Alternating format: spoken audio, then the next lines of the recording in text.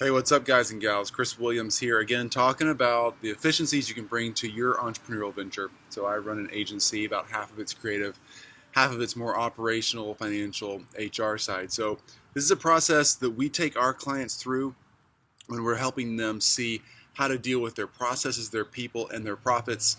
This answers a lot of questions that you guys are asking, so I figured I'd just show you this. So, if you didn't see yesterday's video, jump back into yesterday. We talked about processes pretty deep. And then today we'll talk a lot more about the people side of things. So let's jump into people right now. So you want to have the right people on the bus in the right seats. So who was it? It was the guy who wrote Good to Great, I think. What's that guy's name? Anyway, he used this analogy of the right people on the right seats in the bus. So you want to have a bus, a school bus, let's say, and you want to have the right folks on that bus because, you know, the dynamic of the people in your office can get kind of messed up if you got the wrong people in the bus. If there's somebody in there who's just stirring up a lot of trouble or causing a lot of angst, that can be a big deal. And you want to make sure you've got the right people on the bus and then in the right seats. So you also want to make sure that if you've got people in the right seats or on the wrong seats in the bus, that could be a big deal. So you might have wonderful people on the bus that get along really well, but if the driver's not in the driver's seat and the person who's really good at a certain role is not in their seat, and so who's good at a completely different role, marketing or finance or HR or whatever it is, are not in their seats, then you got problems, right? You also want to think about who's sitting next to each other. So you might have some great people who are on the bus together, and you might have the marketing people with the marketing people. But as you organize those teams and who's so-and-so's boss and who's working with somebody else, you want to make sure that you're actually putting the right personalities and the right connections together. It's a lot like hosting a great dinner party. You want to make sure you're inviting the right people. They're going to get along together and have good conversation, have commonality. That's a really important thing. So, right people on the bus in the right seats. Excuse me. Out here sitting on the porch today, it's such an amazing day in Memphis.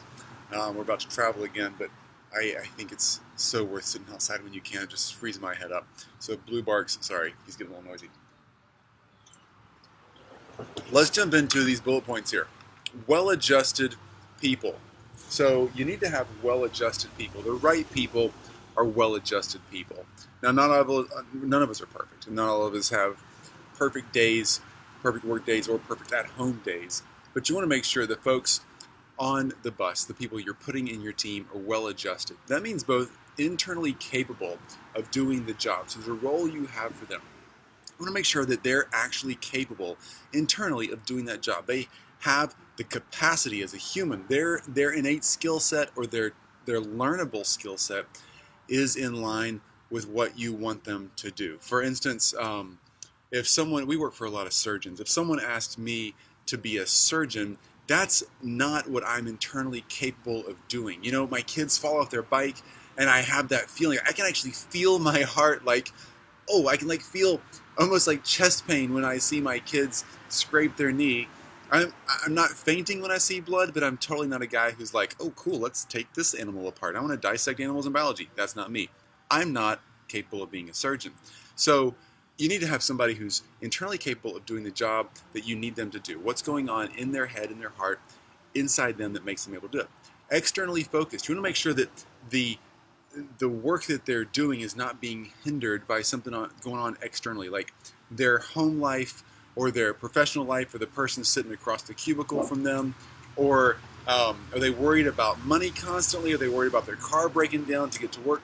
There's a lot of stuff that goes on all of our lives, and we can't control all that, and we shouldn't be necessarily judged negatively for that, but you do want to make sure you're helping your staff get in a place, get paid enough, have enough time to get to work, that they're in a spot where you know you can hire them. They're going to be reliable both internally and externally based on their life circumstances. If they're constantly late because they constantly don't have a car that works, that's your call what you do from an employment standpoint. But if I had somebody I knew who was not going to be able to get to work regularly because of their car situation, I would probably look for someone else to hire. I've been in that spot where I've had a bad car and not able to do things, but I had to get my job done. And you have to hire someone who can actually show up and fulfill the work, right? That's pretty straightforward stuff from a hiring standpoint. So again, not judging in a negative way someone's externally focused or unfocused issues, but you got to make sure that they're in a place in their life where they can meet you and your business in a place that you're in and get the work done, right? Okay. Next bullet point. Are they well equipped? So is the person that you're hiring, or the person who's on the bus, so to speak, in your team, are they well equipped? Have you provided them with the equipment, the tools, the time, and the environment that they need to get this job done? So the tools might be physical hand-working tools if you're in a hand-working business. In my line of work, it's a lot of technology. Do my people actually have the technology, the systems, the online systems, the software systems, the computers, the phones, the headphones, whatever it is that we need? Do we have the stuff that we need to get our job done? Do we have the time? Am I giving my employees too much to do, where they don't have the time to actually accomplish the goals that we have for them? They might have tasks and projects, but if they don't have the time, or if they're overloaded with too many job responsibilities, wearing too many hats. I see that a lot with other entrepreneurs. They have a key person, and they end up piling more and more and more on that key person. They're wearing so many hats, they're really ineffective at all the hats, and they should spend some of those off, spend a little extra money, and they probably make a ton more money as an entrepreneur by just separating it out and let that person breathe a little bit. And then, have you given them an environment that's, say it this way, an environment conducive to productivity? A boss I used to work for used to have signs like that around the office. This guy actually taught me to sell, named Jim Shoemaker. Great sales guy in the financial industry when I was just out of college. And he had signs all over the place, creating an environment conducive to productivity. So is there a lot of drama going on? Is the lighting good? Are people bringing home stuff, like their home drama, to work and talking about it constantly and not letting people get their stuff done? Just creating a place that work can happen, and in a great fun environment, just making sure it gets to happen, right? Next bullet point, are they well trained? Are your people well adjusted, well equipped, and well trained? So if they're well adjusted and ready to do their work, and they're also well equipped and have what they need to get the work done, the time and the environment done, then it comes down to, if something's not working, it's probably a training issue. And that falls back on the owner/manager, whoever's in charge of actually delivering training, being consistent, staying with it, and working those processes we talked about in the previous video, yesterday's video. So go back if you're questioning what that means. And are these people knowledgeable of the processes and chain of command you have in place? So the processes, again, we talked about it yesterday. Do they know the processes? Do they know the steps to take? Do they know how to do the work? And are they aware of the chain of command? So everybody has glitches in their work. We all get stuck at times. And do they know who to go talk to? How do they instantly jump out of, oh, I got a problem with the process, I don't want to waste too much time being stuck. Who do I go to ask for help? Who do I go to when I have a problem? Who do I go to if my environment is not conducive to productivity? Who do I go if somebody's dramatic on my team and they're bringing too much in? Who do I go to for that?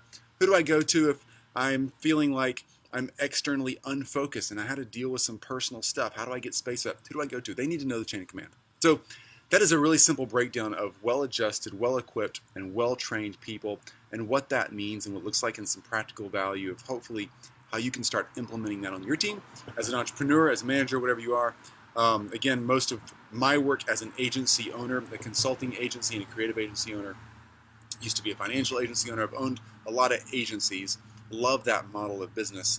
I use this constantly, and we use this same model with the surgery practices and other entrepreneurial healthcare-oriented businesses that we manage and operate for our clients.